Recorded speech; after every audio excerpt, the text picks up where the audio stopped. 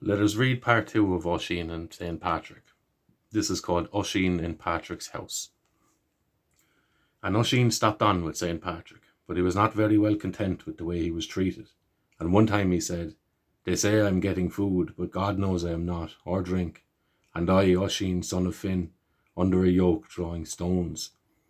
"It is my opinion you are getting enough," said St. Patrick then, "and you getting a quarter of beef and a churn of butter and a griddle of bread every day."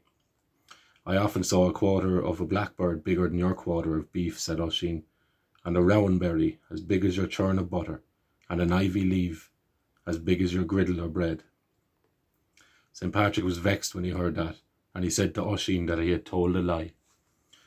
There was a great anger on Oisin then, and he went where there was a litter of pups, and he bade a serving boy to nail up the hide of a freshly killed bullock to the wall, and to throw the pups against it one by one. And every one that he threw fell down from the hide till it came to the last, and he held on to it with his teeth and his nails. "Rear that one," said Oisin, "and drown all the rest." Then he bade the boy to keep the pup in a dark place, and to care it well, and never to let it taste blood or see the daylight. And at the end of a year, Oisin was so pleased with the pup that he gave it the name of Bran Og, young Bran.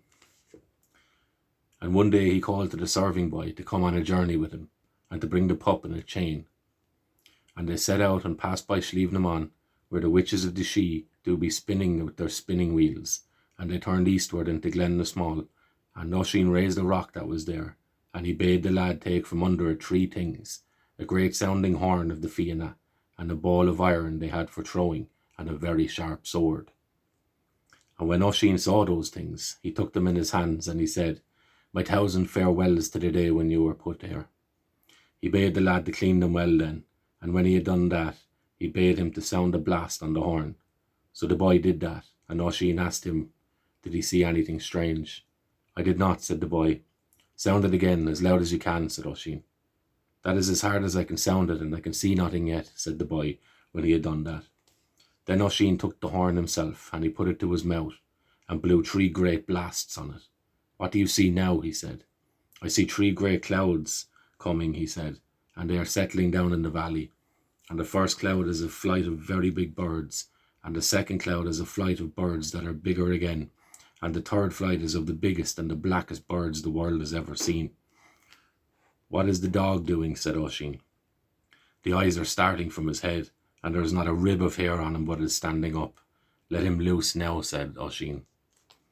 The dog rushed down to the valley then, and he made an attack on one of the birds, that was the biggest of all, and it had a shadow like a cloud, and they fought a very fierce battle, but at last Bran Og made an end of the big bird, and lapped at its blood. But if he did, madness came on him, and he came rushing back towards Oisin, his jaws open and his eyes like fire. "There is dread on me, Oisin," said the boy, "for the dog is making for us, mad and raging." "Take this iron ball and make a cast at him when he comes near," said Oisin. "I am in dread to do that," said the boy. "Put it in my hand and turn it towards him," said Oisin. The boy did that, and Oisin made a cast of the ball that went into the mouth and the throat of the dog, and choked him, and he fell down the slope, twisting and foaming. Then they went where the great bird was left dead, and Oisin bade the lad to cut a quarter off it with the sword, and he did so. And then he bade him cut open the body, and in it he found a rowan berry, the biggest he had ever seen, and an ivy leaf that was bigger than the biggest griddle. So Oisin turned back then, and went to where St. Patrick was, and he showed him the quarter of the bird that was bigger than any quarter of a bullock, and a rowan berry that was bigger than a churning of butter, and the leaf. "And you know now, Patrick, of the bells," he said, "that I told no lie, and it is what kept us all through our lifetime," he said, "truth that was in our hearts, and strength in our arms, and fulfilment in our tongues." "You told no lie indeed," said Patrick. And when Oisin had no sight left at all, he used every night to put up one of the serving men on his shoulders, and to bring him out to see how were the cattle doing. And one night the servants had no mind to go, and they agreed together to tell him it was a very bad night. And it is what the first of them said: "It is outside there is a heavy sound, with the heavy water dropping from the tops of trees. The sound of the waves is not to be heard for the loud splashing of the rain." And then the next one said, "The trees of the wood are shivering, and the birch is turning black. The snow is killing the birds. That is the story outside." And the third said, "It is to the east they have turned their face, the white snow and the dark rain. It is what is making the plain so cold as the snow that is dripping and getting hard."